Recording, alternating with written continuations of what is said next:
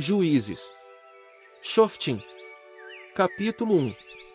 Depois da morte de Yausha, conhecido por Josué, os israelitas consultaram a Yael. Quem de nós subirá primeiro para lutar contra os cananeus? Yael respondeu: Ialda subirá. Vou entregar essa terra nas mãos dele. Então Ialda disse a seu irmão Chama, conhecido por Simeão: Suba comigo ao território que me foi designado para lutarmos contra os cananeus. Depois irei com você ao território que lhe foi designado. Portanto, Chama foi com ele. Quando Ialda subiu, Yael entregou nas suas mãos os cananeus e os perizeus, e eles derrotaram 10.000 homens em Bizeque. Eles encontraram Adoni-Bezeque em Bizeque, e ali lutaram contra ele e derrotaram os cananeus e os perizeus. Quando Adoni-Bezeque fugiu, eles o perseguiram, o capturaram e amputaram os polegares das suas mãos e dos seus pés. Então Adoni-Bezeque disse: 70 reis, cujos polegares das mãos e dos pés foram amputados, apanham comida debaixo da minha mesa. Assim como eu fiz, assim me retribuiu o Criador. Depois o levaram a Yael-Shalaim, e ele morreu ali. Os homens de Alda também lutaram contra Yael-Shalaim e a tomaram. Golpearam a cidade com a espada e a incendiaram. Depois os homens de Alda desceram para lutar contra os cananeus que moravam na região montanhosa, no Negueb e na Cefelá. E Alda avançou então contra os cananeus que moravam em Hebron. Anteriormente o nome de Hebron era Kiriat Arba, e eles mataram Sesai, Aimã e Talmai. Dali avançaram contra os habitantes de Debir. Anteriormente o nome de Debir era Kiriat Sefer. Caleb disse então: Ao homem que golpear Kiriat Sefer e a tomar, darei minha filha Áquisa como esposa. E Otniel, filho de Kenaz, irmão mais novo de Caleb, tomou a cidade. Portanto, Caleb lhe deu sua filha Áquisa como esposa. Enquanto ela estava indo para casa, insistiu com Otniel para que pedisse ao pai dela um campo. Então ela desceu do jumento, e Caleb lhe perguntou: O que você quer? Por favor, dê-me uma bênção, pois o amo me deu um pedaço de terra no sul. Dê-me também Gulote-Maim. Assim, Caleb lhe deu Gulote alta e Gulote baixa. E os descendentes do Quineu, sogro de Macha, conhecido por Moisés, subiram da cidade das palmeiras com o povo de Ialda e foram ao deserto de Ialda, ao sul de Arade. Eles foram para lá e se estabeleceram entre o povo. Mas Ialda avançou com seu irmão Chama, e eles atacaram os cananeus que moravam em Zefate e a entregaram à destruição. Assim, deram à cidade o nome de Ormá.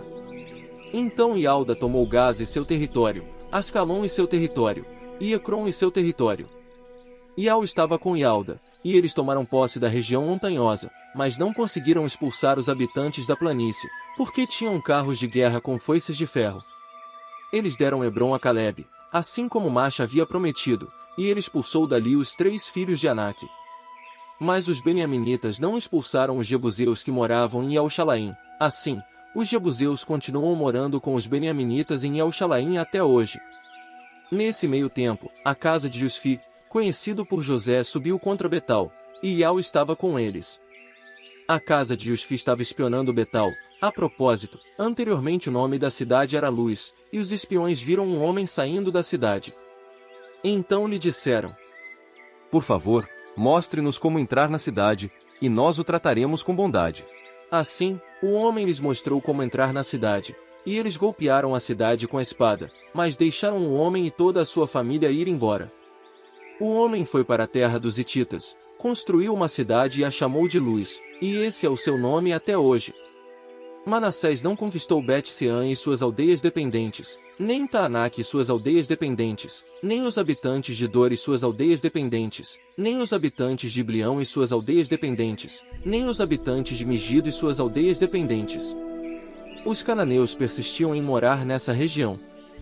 Quando Israel se tornou mais forte, eles sujeitaram os cananeus a trabalhos forçados, mas não os expulsaram completamente. Efraim também não expulsou os cananeus que moravam em Gezer. Os cananeus continuaram morando em Gezer, no meio dos efraimitas. Zebulão não expulsou os habitantes de Quitron, nem os habitantes de Naalol. Os cananeus continuaram morando no meio deles e ficaram sujeitos a trabalhos forçados. Aser não expulsou os habitantes de Aço, nem os habitantes de Sidom, de Alabe, de Aquzibe, de Elba, de Afeque e de Reobe. Assim, os azeritas continuaram morando no meio dos cananeus que viviam naquela terra, visto que não os expulsaram.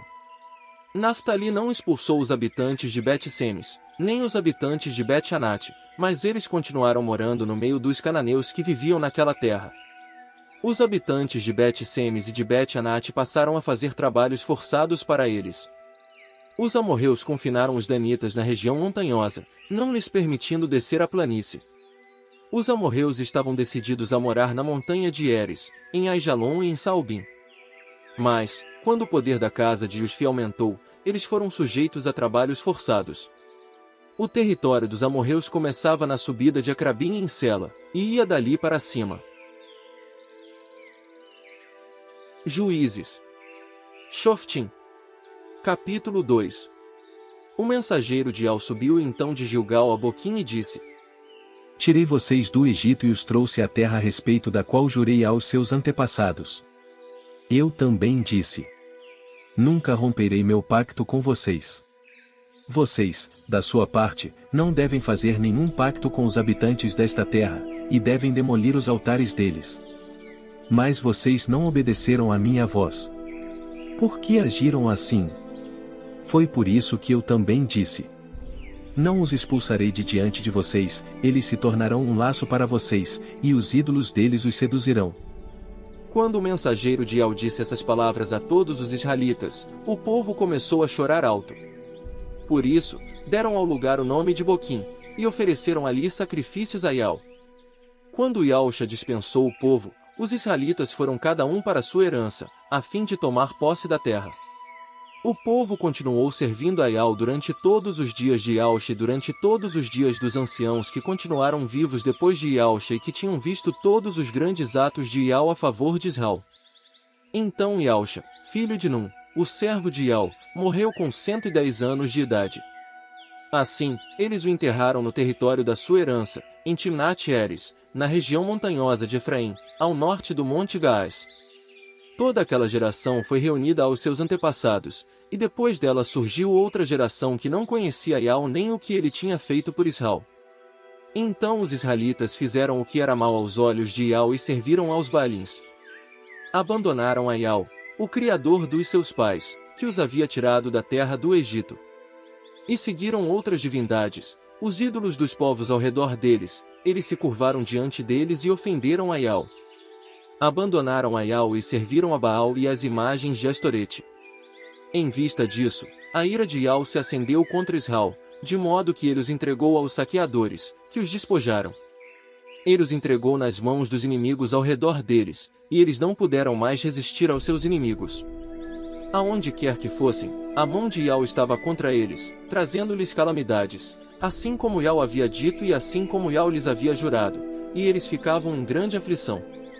Portanto, Ial fez surgir juízes, que os salvavam das mãos dos seus saqueadores.